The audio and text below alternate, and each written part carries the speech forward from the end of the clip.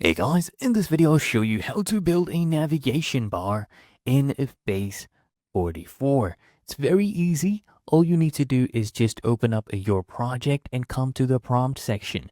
And you need to describe what you would like in a natural language prompt. So there we go. That is my prompt. I'm asking it to build a top navigation bar with links for home, about us, services, and contact. Notice how these I put them inside the speech marks so it knows what those buttons would be called, okay, or those links. And then all you need to do is press enter. That's it. There's no, drag and drop elements, no buttons to go ahead and set up your apps. It works on a complete natural language prompt. It's a AI powered no code platform. Now just give it a few seconds. It would do our top navigation bar. There you go. It is done and it has created these links for us with complete pages for each section.